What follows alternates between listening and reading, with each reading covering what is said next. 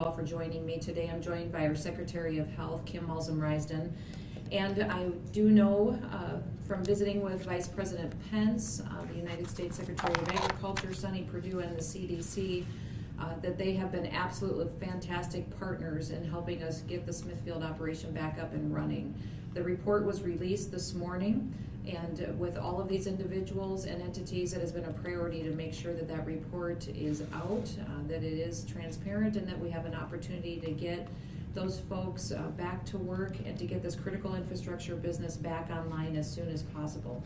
My team at the Department of Health is going to continue to work with Smithfield and offer any assistance that we can to help them implement these CDC recommendations so that they can safely reopen the plant as soon as possible. I do want to speak specifically to farmers today, though. I am a fourth-generation farmer, and until I was in public office, that's what I did for my living, and my family still continues to do. I know what it's like to watch your land be flooded out by the weather. I know what it's like to watch your livestock go through a storm and have tens of thousands of dollars of losses in a year because of things that are beyond your control. This virus is a totally new challenge, unlike anything that our producers have ever seen before. And especially in the agriculture industry, there's a stigma around asking for help. Farmers and ranchers tend to be independent. They tend to think they can pull themselves up by their bootstraps and be strong and get through any kind of situation. But I want to remind them that there are people who want to walk alongside them and talk to them and visit with them about the incredible challenges that they're facing every day. Life is unfair at times, and it can be incredibly tough. And when you feel like you're playing with a losing hand and you're dealing with anxiety and you know that people are depending on you and that you're farming and working on land that's been in your family for generations, some days you may feel like you just need to talk to someone. I'm just letting you know that on the covid.sd.gov website, there are resources. There is a place you can go to talk to someone that can help you not just get answers to your financial issues, programs that may help you get through, but somebody that may help you deal with some anxiety or depression or lack of hope that you might be feeling today. You do not have to go through this alone. Don't hesitate to reach out to me personally, to reach out to my family, because they are in the same boat many times and feel the same feelings that you all do. But also, if you don't feel comfortable doing that, please feel free to reach out on the covid.sd.gov website. There is information there that can help you get through this type of a situation. I also today want to touch on some of the federal funding that we're seeing move through Congress and just have a honest conversation with everybody about what this means for South Dakota. You know, South Dakota has always been a really thrifty state. We have a fully funded pension plan, one of the best in the nation. We have no income tax. We have no corporate tax. We have a AAA credit rating and a balanced budget, which is required by our state constitution each and every year. Along came this virus, and we saw incredible impacts to our state. Now, I still need to wait until the first week of May to really find out what our March sales tax numbers are. I'll have to wait until June for our April sales tax revenues. But what I'm seeing coming in as far as video lottery revenues is a 50% decline. And it's kind of interesting to me because a lot of times, anecdotally, what I hear from people is that some of these businesses have still had fairly good traffic. I'm anticipating substantial decreases to our sales tax revenue, which is how we fund state government. Now, 80% of our budget for the state of South Dakota is education and healthcare. Now, Congress did send South Dakota $1.25 billion to us, but they tied our hands on how we can spend it. The only way I can spend this money is on COVID relief. I can't spend it to replace revenues. I can't spend it to make up some of the difference that we're seeing from our economy stalling and people not out shopping and participating and adding some sales tax revenue to our state budget or to our local city and local government budgets as well. So they're going to feel this pinch as well. Now, this is South Dakota. Really what they're telling me is that they don't want me to replace revenue loss. What they want me to do is go out and create a bunch of new government programs. I don't want to blow more than $1 billion growing government, creating massive new programs that aren't really necessary when all I really want to do is make sure that I don't have to slash teacher funding, to make sure that I don't have to cancel highway maintenance that is so imperative and important to keeping our economy and industries going in our state. I don't want to cut funding for nursing homes, but that is the situation that they are putting me in. Now, that is not conservative. It is not conservative to force a governor to spend money in areas that's not necessary and not allow me just to conduct business in a responsible manner that South Dakota always has. Now, we seem to be talking past each other. If you listen to people on TV, and if you listen to members of Congress and the White House, they say they don't want to bail out states that have been irresponsible. I understand that. I do not want to bail out states and their pension funds that are failing because they've overspent in the past. I'm not asking for new money. All I'm asking for is the money that they've already sent to South Dakota. Let me use it to replace revenue loss so that I don't have to cut teachers. I don't have to cut education. So I don't have to stop funding my highway programs and keeping snowplows out there this winter when we need it, and so that I don't have to cut nursing homes. I need Congress to allow states like South Dakota that have made good decisions, wise decisions, that have balanced our budgets, to make sure that we have the flexibility to do what's responsible and not have to create more government programs and more spending in order just to access the money that they've already given us. Now I'm going to move on into what South Dakotans can do and how you can help me today. I still need you to download the Care19 app. It's available for iPhones and Androids. That will help me and my staff. We have added so many staff to do contact tracing. But you know, part of our life being able to get back to normal is going to rely on us being able to get in front of the spread, and a big part of that is contact tracing. So please download that app, save us hundreds of hours, and make sure that you're helping us track the history of where you've gone and who you might have exposed to this virus if you ever do test positive.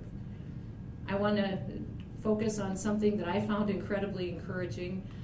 Was a story that came out of Avera yesterday.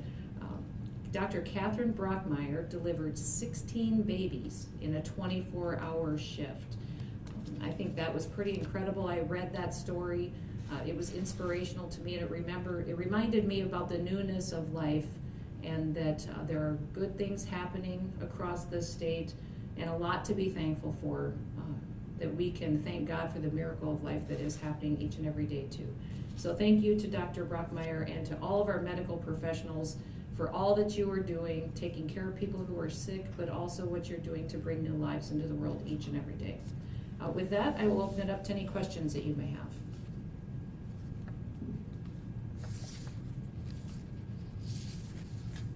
Could you tell us any developments in the southeast corner with the racetrack? It sounds like both racetracks have decided to conduct their races without spectators, and I just want to thank them. I think that their response has been wonderful. They've worked with our teams really well. I appreciate them making this type of a change, and I think it was a good decision. So I encourage everybody to hang in there. In a few weeks, we're going to be back to normal when it's safe to do so, but I appreciate them making this type of decision to protect the public. Angela Kennedy from Teleland News. Angela Kennedy from Teleland News. Let's have JP go first, and then we'll go to Angela. Thank you, Governor. Can you give us an update on how the hydroxychloroquine trials are going with Sanford Health? This is Kim Alson-Risden. So the planning continues. We anticipate that the clinical trial arm of the study will be open very, very soon, and we will be sure to help get that word out as soon as we've got the things in place to make sure that the safety protocols have been reviewed and are solid. The other thing that we're working on right now is our distribution plans so that people across the state can get access to the medication, and that's something that the Department of Health is actively working on. I would also just let folks know that positive COVID patients today can get access to this drug upon recommendation of their provider. So that part of the study is available today, and we're looking forward to seeing results as soon as we have those available. Thank you. Angela Kennedy from Teleland News. This question is for Governor Noem. Sure. We've seen you make many appearances on Fox News during this pandemic coverage. Has the video link studio in the Capitol been used for any local TV station interviews with you at all? And who's responsible for the transmission fees if that has happened or if it were to happen? Whenever there's a national news hit, those transmission fees are paid for by that national studio, not at a cost to the state of South Dakota. It is available for all local news stations, and we have offered it to them several times in the past that I'm aware of. I'm sure my team could give you more details for that. What was the other part of your question there, Angela? If you were to do a local, have you done any local interviews with television stations across the state, and would the local station pay for that? You know, it depends. I'll go back and look. I know sometimes the local stations send reporters right to Pier, but we have made it available to them during snowstorms, during the flooding last year, and during this virus and the spread of COVID-19 across the state of South Dakota. We've also heavily utilized it for public service announcements. You know, it was incredibly important to me when that studio decision was made that we be transparent with the folks of South Dakota, to be the most connected governor that we've ever been, and to make sure that our local news stations and the public had access to their state government and were fully informed. And I think we're really seeing the benefit of that during this time, especially with this pandemic sweeping across our state. But in terms of appearing on Kello or KOTA or any other station across the state in that studio, have you done that yet? I can let my team follow up with you, certainly, but I do know there's been instances in the past where it's been offered, certainly. Thank you. You bet. Governor, this is Stephen Gross from AP. Hi, Stephen. So with the release of the CDC report and reviewing it, before Smithfield was closed, were they doing enough to prevent the spread of the coronavirus among workers? Well, I think from looking through the report, it certainly looks like there's some recommendations that could be done, but they've been working well with us, with the CDC, with the Department of Ag, and even the Vice President's been involved to make sure that we're able to put in some of those recommendations and get it up and running as soon as possible.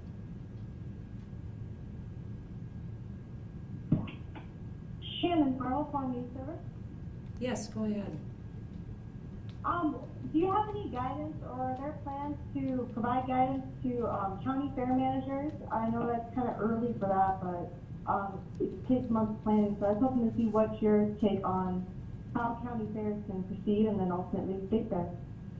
Yeah, we have had some of them reach out to us, mainly through their county commissioners. We've had discussions about local celebrations that might be happening in our small towns or county fairs coming up later this fall.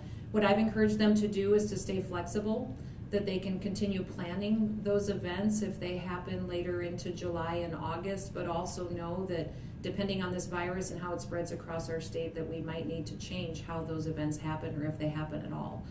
And that's kind of the difficult thing in the situation that we find ourselves in, is it's incredibly unpredictable. We can follow the science of this virus, but from day to day and hour by hour, it may change in how it spreads and how it impacts the community, and we have to be willing to address those as they come up and be flexible in the plans that we've already made.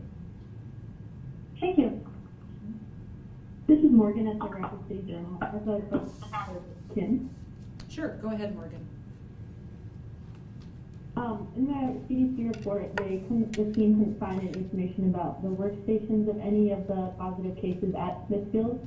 Was it Smithfield or the Department of Health's responsibility to provide that information to them? And I guess, could that information also help them release more information about how the outbreak occurred there? Morgan, I think the thing that you need to keep in mind is that when the CDC came on site, the facility was already closed for production purposes. And so the reason they couldn't evaluate work sites with workers in them is because there weren't workers at the plant. So the team definitely was able to review the physical environment, and you see some recommendations based on that. But the reference to the specific work site is because there weren't workers at the facility at the time. Well, was there any way for them to, for Smithfield or for you, to keep track of who was positive and where they were at in the plant as it was still open and functioning? Sure. So the Department of Health does get obviously information on every positive case, and so we have been working with Smithfield to identify where exactly in the plant those positive cases occurred. And so yes, that's definitely information that we would have available to us and will help us in the response to reopen the Smithfield plant. Okay. Governor, Would that, Seth Tupper. Seth, go ahead. I was just going to ask you, one of those two racetracks this morning on Facebook said that their decision to back away from having fans was, quote, due to the pressure we have been receiving from the South Dakota Governor's Office and county commissioners and some others. But can you tell us anything about the communications that you or your office had with those two tracks?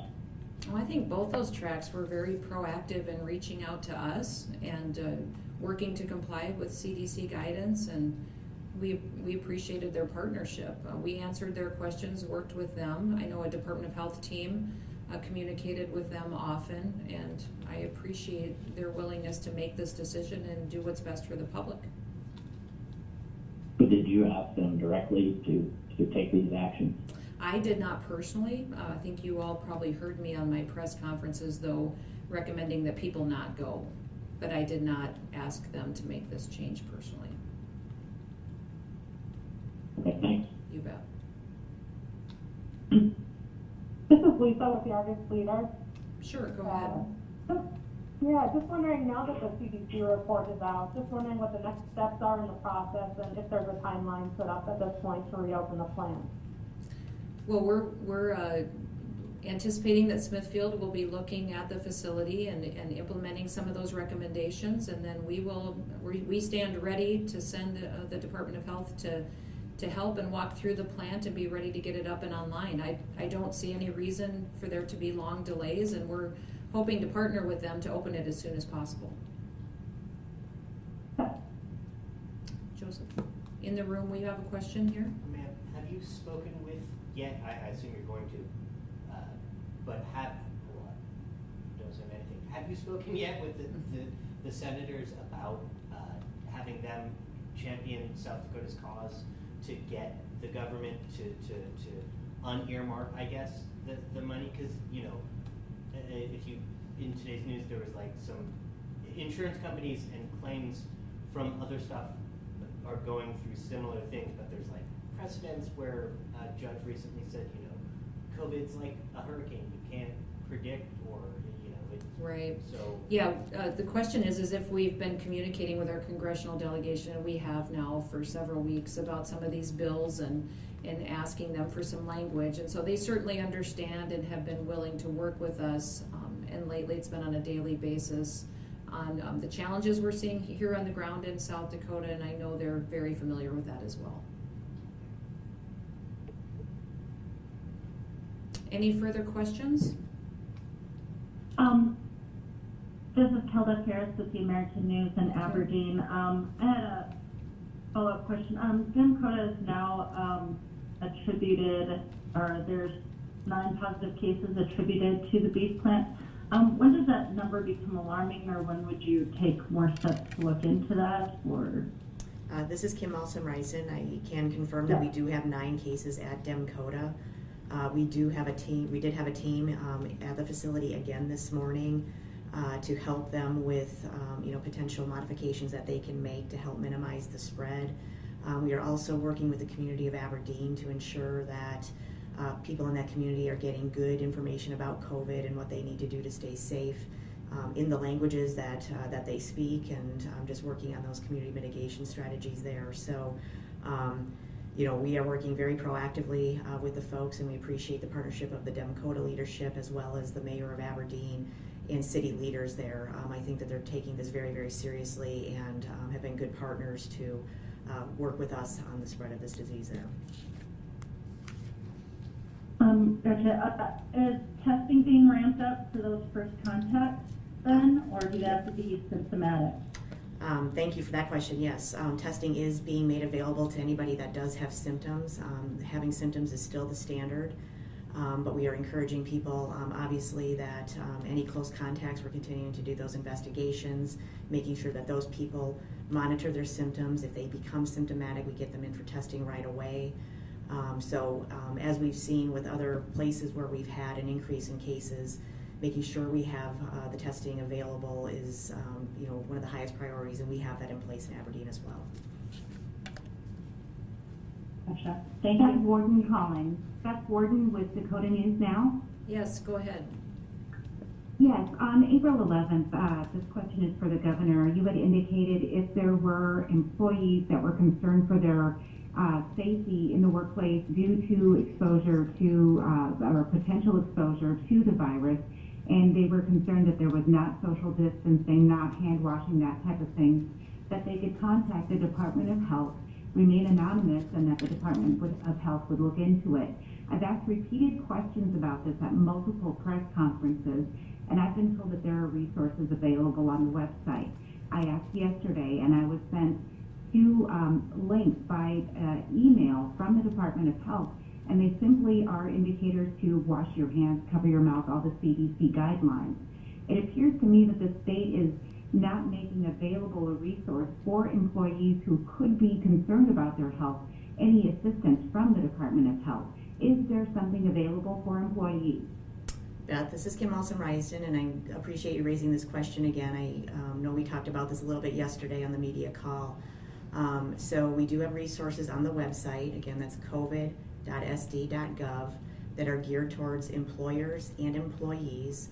And after your question yesterday, we did clarify the specific resources that are available for employees as well, so that folks that are looking can find that as easily as possible. The recommendations from the CDC are out there, and they are about good hygiene. They're about social distancing. They are about working from home if possible. And so those have been out there for some time. If individuals do have questions about those guidelines, they are more than able to contact us at the Department of Health. We've also ensured that folks that are calling our 800 number are getting lined up with any answers to the questions that they might have as well. So that's another resource for people. I hope that the follow-up that we provided you yesterday was helpful to you, but if you have further questions, please reach out. Honestly, it was not helpful. I'm looking for a resource for employees if they're concerned about their health on the workplace, not the fact that they need to wear a mask or wash their hands. Okay. Governor mentioned that on April 11th, that they could call anonymously and the Department of Health would look at the workplace Right. and check up on that. And that's available, or is that is available, and we follow up on a daily basis with contacts of people that have questions about their individual situation, and that can be relative to where they work. It can also be relative to just other settings. So that is currently available. I called the toll-free line and they said that was not a service that they offer. So again, we clarified with the folks that are manning the 800 number for us how they can help connect people to get the answers to the questions that they have. So thank you for pointing that out, and I hope that's not what you would experience if you call them today. Thank you.